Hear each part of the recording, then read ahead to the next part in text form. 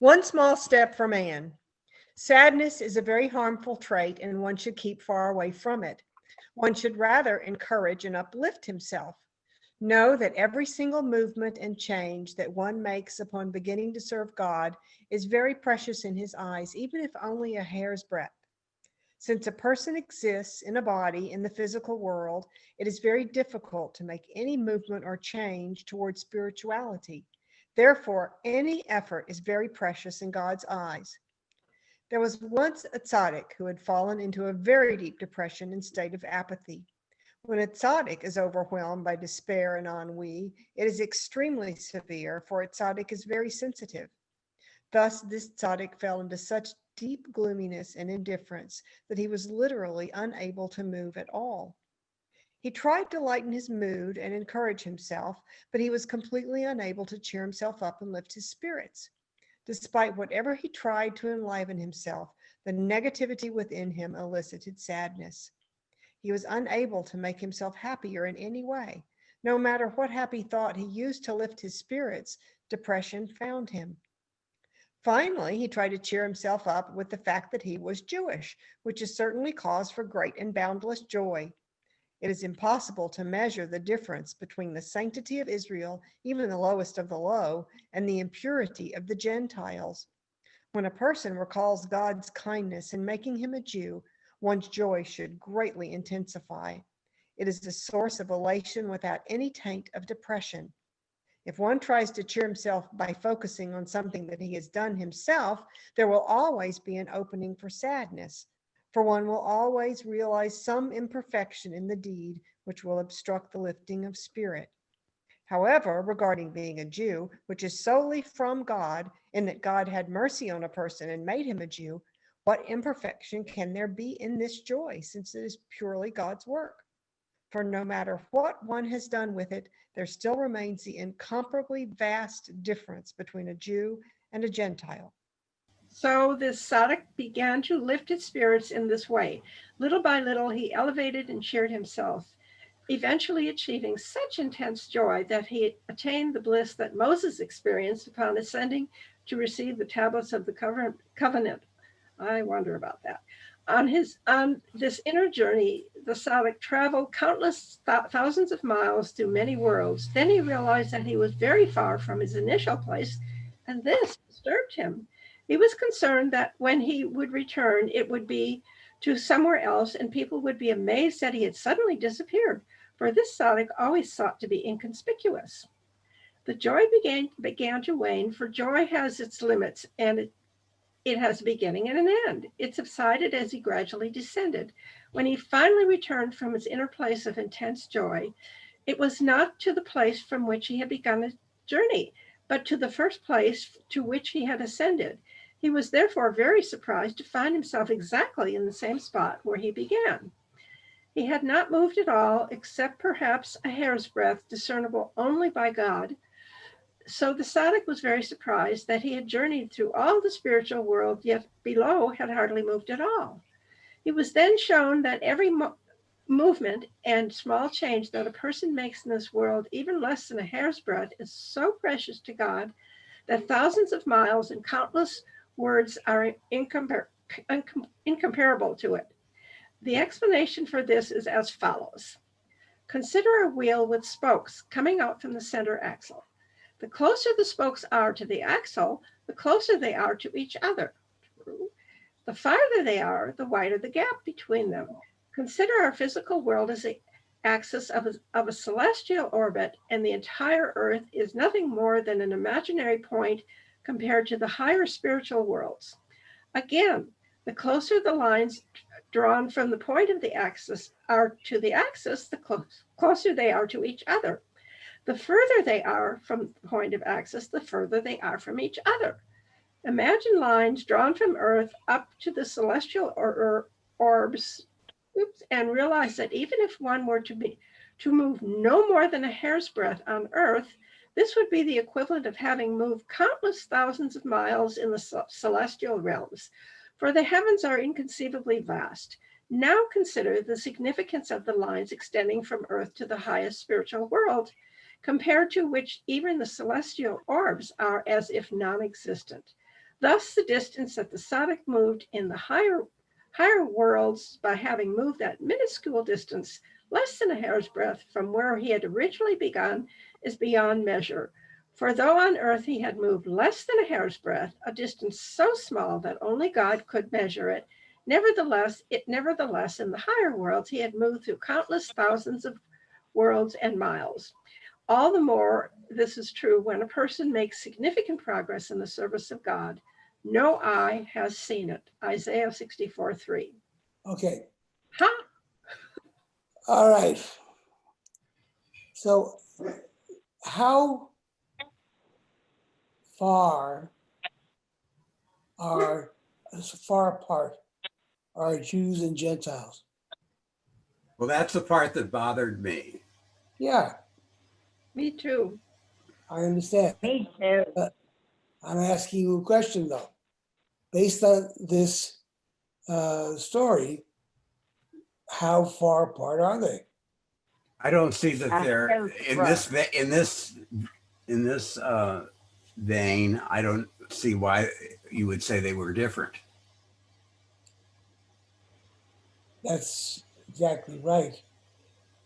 When you consider this story is all about the differences between how we see things in the world and how they appear on the divine or the celestial realm. Oh, so we kind of got suckered into this certain thing. Yeah, you did. Okay. just ate it up, like, and Nachman brought something. You have to understand. It's a background. So the spokes are the whole deal. That if you look at it in one way, it's close, another way, it's far. That's right. So we might think, any of us might think that another person or another group is very far from us. But in reality, the difference is a hair's breadth. And the point being that you can't know how far apart or how close you are from your own position. Does that make sense? A little bit more. Mhm. Okay, so let me come at it from a little bit different angle. How have any of you considered the arrangement or the layout of the Israelite camp in the wilderness of Sinai? Do you remember that portion of the Torah? Nope. Okay, so let me refresh your memories. In the very center of the encampment was where the tent of meeting was, Okay. okay, and ranged around the tent of meeting were all the tribes, like sort of like wedges, starting at the center and getting wider as you move out to the spokes. It was the spokes of a wheel. Okay, so that's when they talk here about the distances between one person or group and another. It's the analogy is to the Israelite camp, which was arranged like a wheel, and each wedge, so to speak, was a different tribe. So somehow, we have to think through this now carefully, the image of a wheel with an axle in the center and spokes going out to the edge and forming a circle is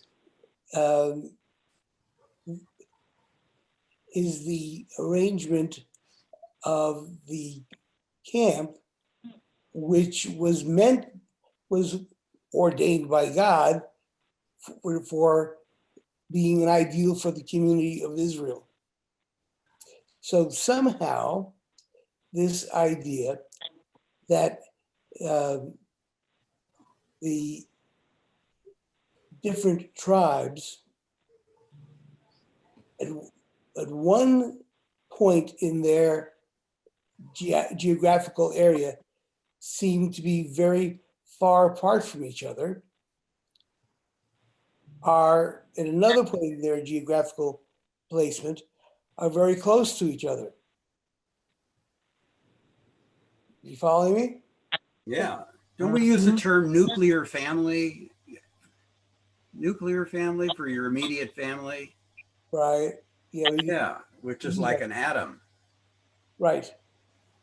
Yeah. So imagine this now in the way that we normally speak about not the physical world, but the perfect world, where lines have no thickness, where distances are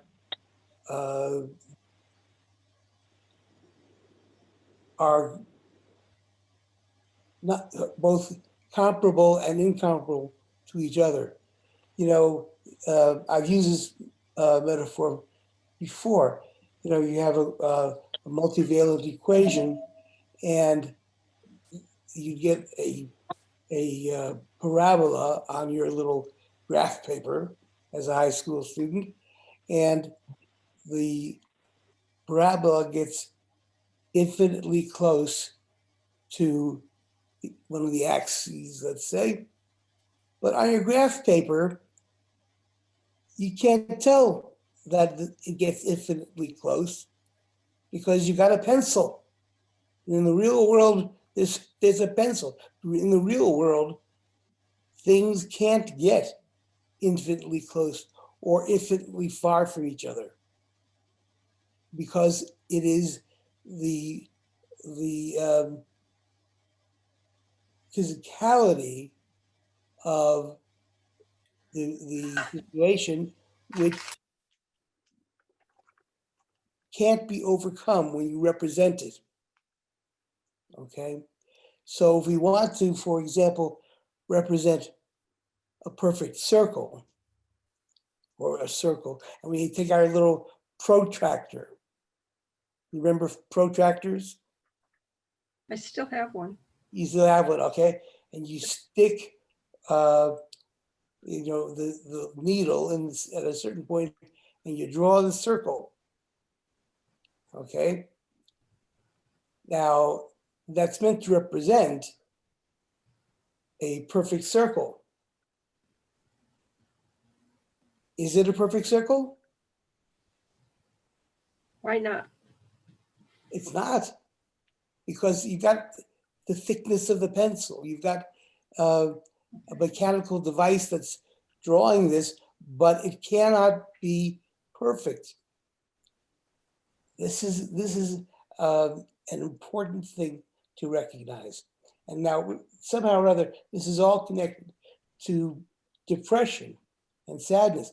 Nachman of Bratzov suffered from depression and was very familiar with what it's like to be deeply depressed.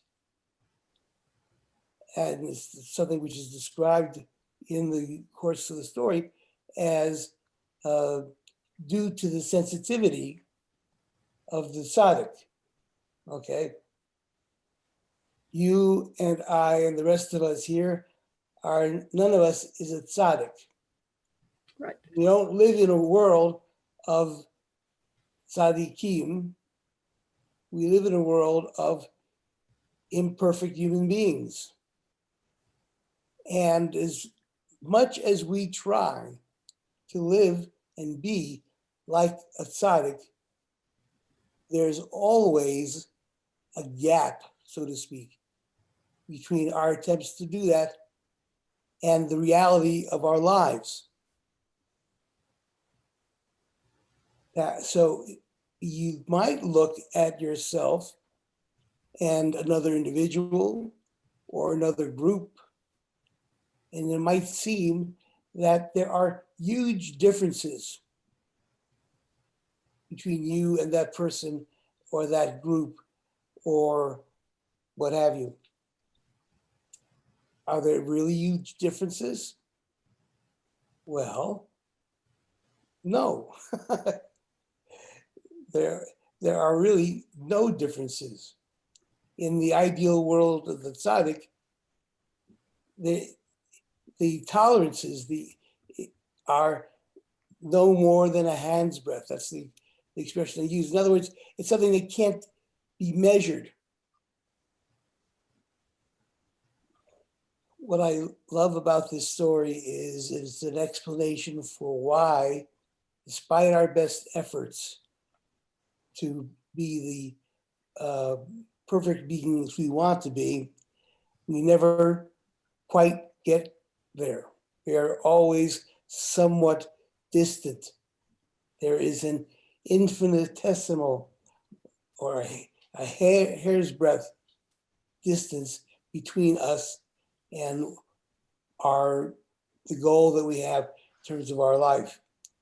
That, when you extrapolate that from one individual and another, and one group and another, if you're on the outskirts, you're on the circumference of the circle, it looks very large. But as you move towards the center, the difference is narrow. Now, in the real world of representing geometric shapes on a piece of graph paper, we can't create something that is so fine as to be as close to each other as two different lines can be. We're not able to do that. That is the explanation that is being given for why it seems always that the differences among people and the differences among group are huge. But if we didn't have to account for, the protractor and the pencil and so on and so forth, and we could use in our mind's eye, if we could draw in our mind's eye a line that was absolutely without thickness, without depth, and so forth, we would see how close all the different components are. They all lead to the center, and they are all connected to the center. And it is only when we are far away from the center that the differences look so big. Does this have anything to do with being born pure? Being born pure. Being born without sin, which is a Jewish concept, and it's not necessarily a Christian concept, but Wayne can speak to that, I guess. Yeah, well, I'm not sure I know exactly what you mean. Well, if we're all born without sin, pure, we're all close. And as we grow up, we get further and further apart. But that's only theoretical, that we were born without sin. True. It's theoretical in the same way that when we draw a circle, which we understand in our mind's eye is meant to be perfect circle, the actual thing we draw is not perfect.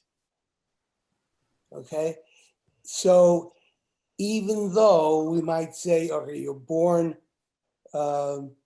with this quality or that quality, or this characteristic or that, those judgments, those descriptions are in the world of the graph paper and the compass. Okay. Okay. We can't draw an actual circle that replicates the perfection that exists in our mind's eye.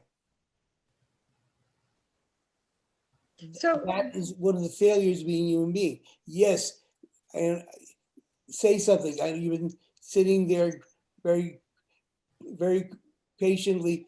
I know you're bursting to say something, so go ahead. So in this story, because I've already forgotten, is it as you move closer to the axis? And it seems to me that as you move closer, you get closer. But in this story, I'm confused. Was it on the outside of the circle that it was closer to God, or the center of the circle? No, you're closer to God in the center. Okay, that's what makes sense to me, but I couldn't remember if I got confused in the story. Oh, no, yeah. So What the story is about is the difference between actual circles and the circles that are perfect, but only in our mind's eye. Mhm. Okay. So in the case of the tzaddik, who's very sensitive and so on and so forth, and really, it's not just for the tzaddik. I mean, the tzaddik is the example par excellence. Tiny differences are huge. They appear huge to us. But are they really huge? Is the question that's being asked. It is both true and false at the same time. Big surprise that Judaism is about irony. The same, if we look at the arrangement of the tribes, which is the wheel with the center point where God is in the center, and the wedges described by the spokes going out to the circumference of the wheel. Okay. In our mind's eye, that can be perfect, and there's no difference. But in the real world, there is that damn pencil. There's that impossibility of representing the different groups or different individuals and so forth in the way they exist in our minds. Okay. So think about all the times you've had an argument with your spouse, and or if you don't have a spouse, your best friend or somebody, your family, doesn't matter. And what are you arguing about? Well, sometimes you're arguing about something really very important. Sometimes you're arguing about something that is, as my grandmother would have said, garnished. It's nothing. What are you arguing about? One somebody I know says, we're in violent agreement. Okay.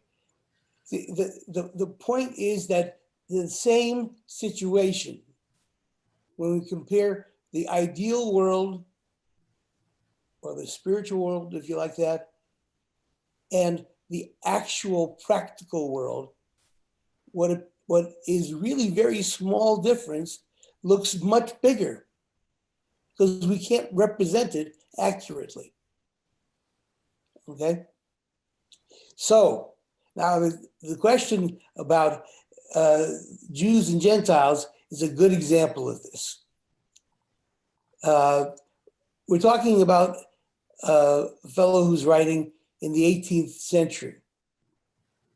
And what was it like to talk about the differences or the similarities between Jews and Gentiles in, let's say, the year 1800 in Russia or Poland, or whichever year you're talking about? One year it's Russia, 1 year it's Poland, so forth.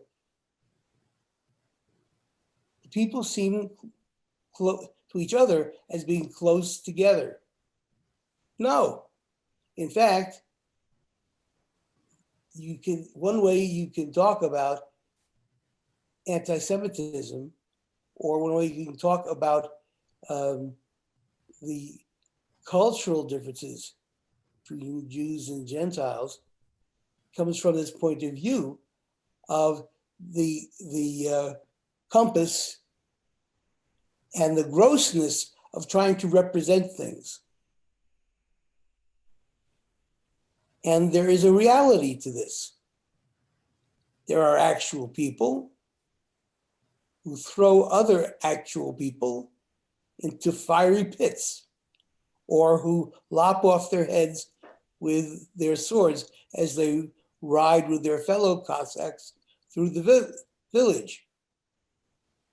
From one point of view, it looks like these two groups are very far apart.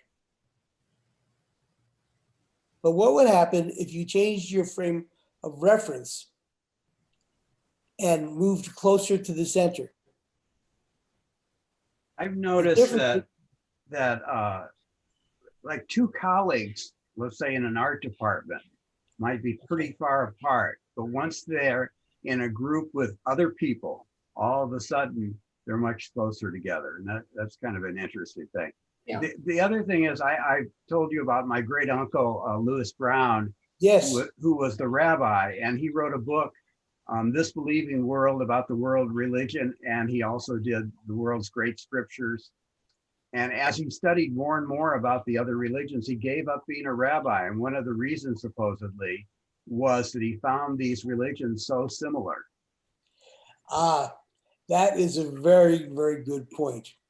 So let's say this would be your grandfather, right? No, my great uncle. Great uncle, I'm sorry. My grandmother's brother. Okay, gotcha.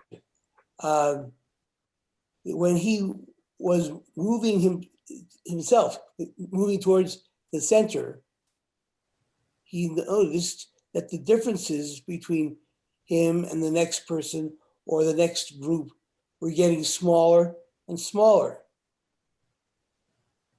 Now, these differences don't disappear in the real world. In our theoretical world, they disappear. But in the real world, living life and being human is too gross. The differences don't disappear. They remain in effect, even though we know that theoretically they are without substance. This is also at the time of Hitler, and he went around on a lecture tour, like with Upton Sinclair, and gave lectures, about the world situation. So I think part of it was a hope that. Well, I'm not surprised to hear you say that. I think that this would be the salvation, is to realize that we are much closer than we think. Right, but at the same time that we are much closer than we think, where we are in the actual real world is there are differences, and those differences get acted upon. And sometimes we're a little bit closer, sometimes we're further away, but there are real differences that make differences in life. If the fact that theoretically there's no difference, or theoretically we all meet at the same point, okay, in the center of the wheel, doesn't negate the everyday reality, which is the grossness and the the reality of who we are and how we live and how we relate to each other,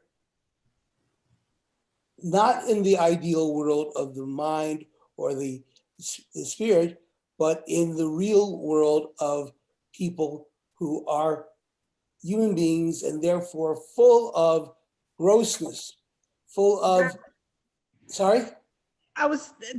The analogy I keep thinking of that you're talking about is where I was raised in the rural deep South. The closest thing I can think of, and this was not my mother, but I had some of my family members who would say, "Thank God we're not black."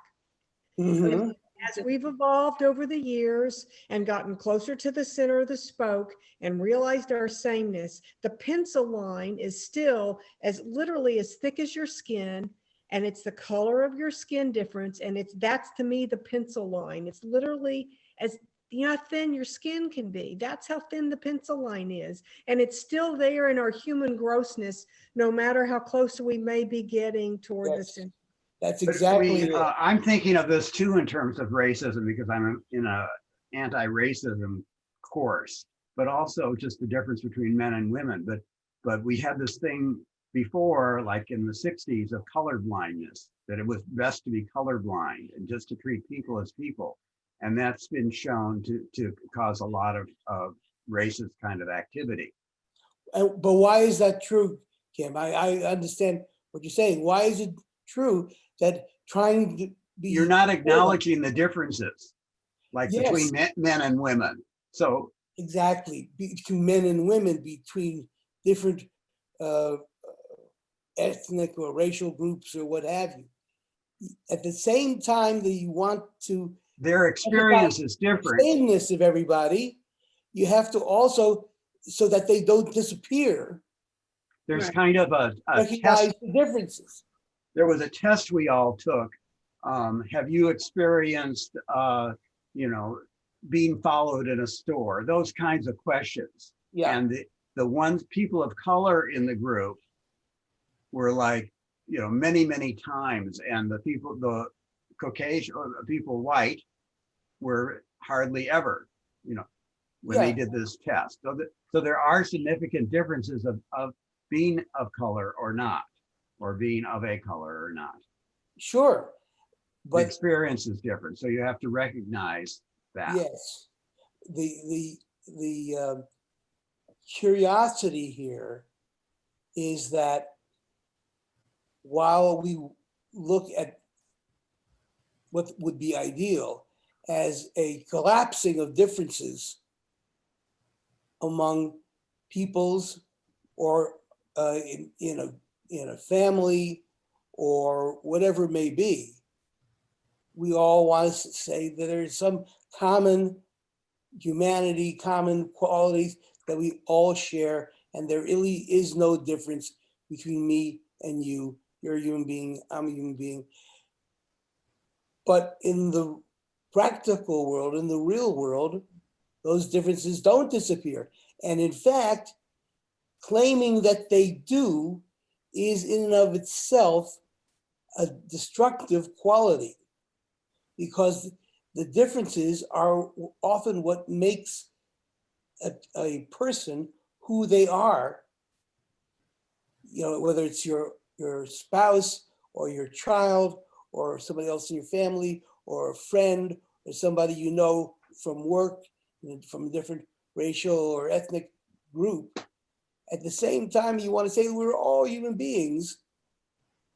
You also have to say, and we're also separate and distinct from each other.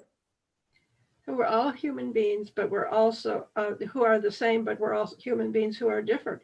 I've noticed, I've realized that the white view of the perfect woman's figure is everybody knows, but I've finally realized that the black view of the perfect human woman, I will say, is very different. And I never realized that before all this diversity and inclusiveness stuff came up. I noticed on one of the TV programs, there's a heavy-set woman who is now in the newsroom, and a woman who is black. And Yamiche, what is her name? I'm sorry? It's not NPR. Yamiche, I don't remember. Oh, definitely, well, NPR, yeah. And there's nothing wrong with it. No, there isn't anything wrong with it. But at the same time, the differences exist. So, you can say we are all of us beautiful. If we go back to the 60s and the phrase black is beautiful, okay? That is for me, encapsulates this whole discussion. Yeah. Black is beautiful. Black is also different. And the same thing is true, however we consider the group we ourselves belong to, or that our colleagues or our family members and so forth belong to.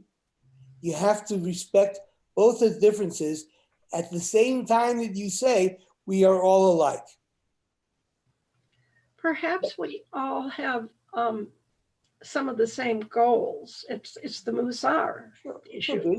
But how we approach those goals may differ. It does differ. I think that what we're trying to grapple with here is that both identification or sameness or shared qualities and disparate stances and positions and cultures and so forth, they're both are true of the human condition. Yeah.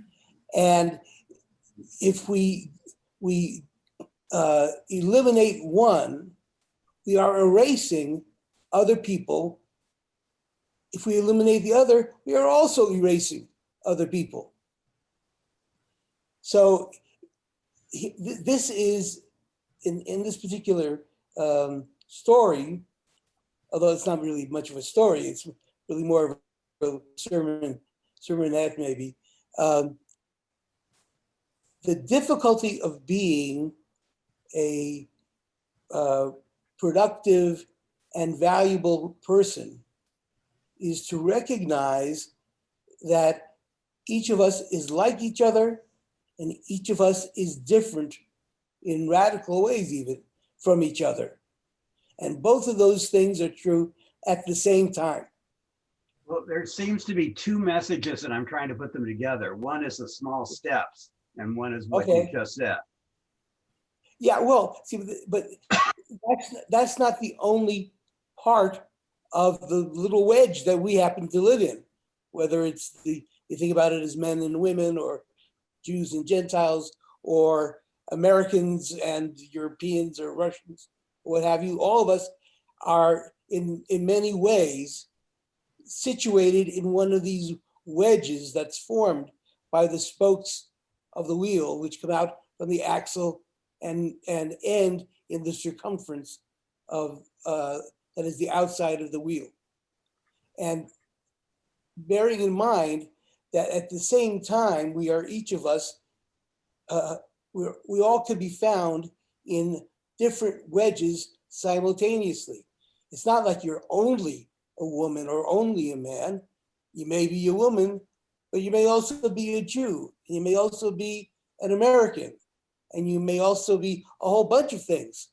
It seems that God is in both places.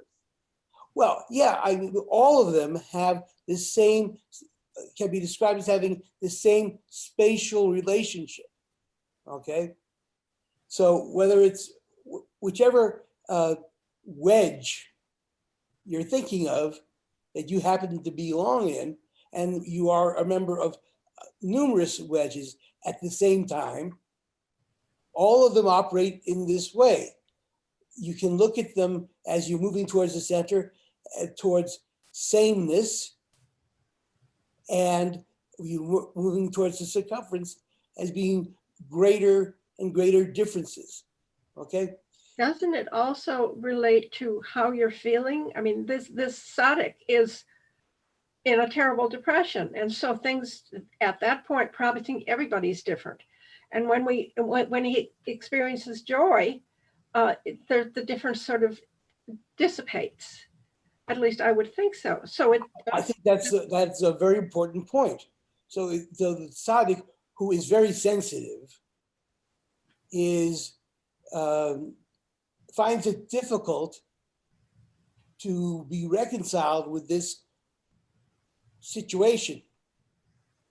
And the more he thinks about how people are the same, the more he realizes the differences are also real and we are further apart. That's what tears us apart internally. That's what tears us apart as a community. I want to emphasize again that this metaphor is the metaphor that is used to describe the Israelite encampment. So this is supposed to be a representation of the perfect community. But the perfect community is one in which, in whatever direction you move, you are moving closer to and further away from the goal. Okay, if I move towards the center, I'm getting closer to God.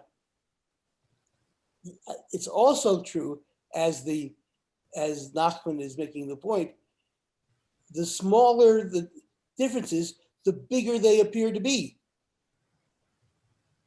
And so we get closer, and at the same time we feel, as we get closer, how far apart we are. This is, if I were to explain how I think racism, for example, since that seems to be, a concern that we all want to talk about today, that's the irony of racism. The more we try to be the same, or to see ourselves as the same, the more we are pointing up indispensable differences that are essential to the identity of the other person or the other group.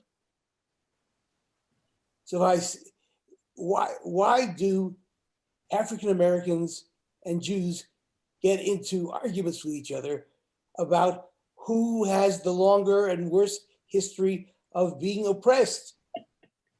You following me? Because for each of us, the oppression that our group has experienced, and which we experienced ourselves either more or less directly, is an essential component of who we are and who our group is. And the more we see another group having the same experience, the more the essential quality of oppression collapses, and we lose who we are. So it's not, we're the whole business of being the whole line. I mean, perfection is not getting to the center. Well, you can get as close to the center as you like, but as you get closer to the center, you realize that the differences, which are now smaller and smaller and smaller, appear to be more and more important and more crucial, and separate us more and more. Though we could argue African Americans and Jews about who was oppressed more in our slavery, and the role of slavery in our history and defining who we are. But that in and of itself is a twisted, destructive kind of logic. You can't be perfectly more oppressed. Okay, if I'm being cleared? Yeah, so. More or less. Well, okay, all right, ask a question. No, I'm thinking of the NAACP, which was founded, a lot of Jews were involved in NAACP. Oh, yes. And then quite a few years later, we were sort of pushed out. And so, yes. And why? Why was there an effort to push Jews out of? Well, that's when Black Power came. Black Power is part of it. What was the claim of Black Power? What was the ideology? That white people were still suppressing blacks and not seeing them for who they were. But especially in the civil rights movement, that the involvement of not people who are not African Americans in the civil rights movement, or in the movement to emphasize the separateness and the uniqueness and so forth of another group. At when that time, comes along and says, "I know what you mean. that it becomes a kind of oppressive statement.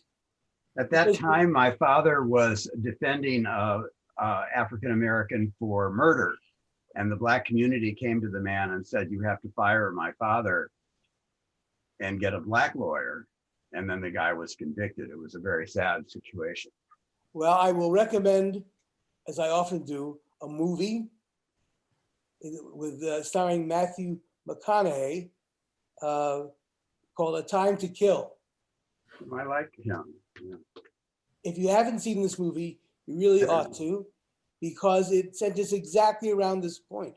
And one of the big issues in the story is that McConaughey is playing this not idealistic lawyer, but a firm believer in human rights and so forth.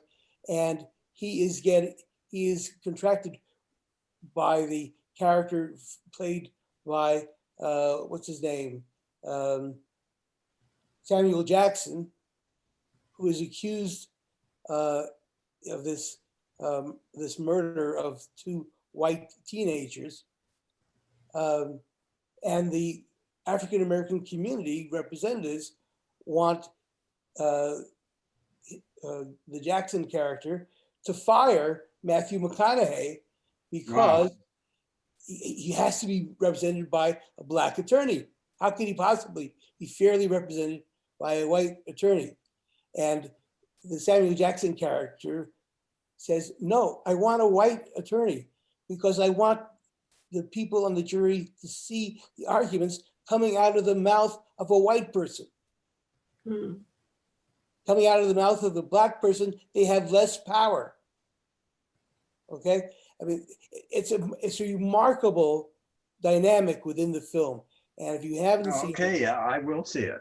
it's So great. I'm just, it seems like we really want to at once view the person as the entire line.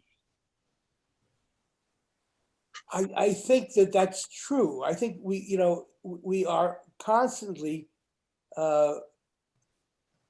held up or hindered by the fact that we want to both see and act upon the sameness of all human beings as part of the human condition, and we want to credit and support the differences in the experiences that different individuals have because of the different groups they belong to.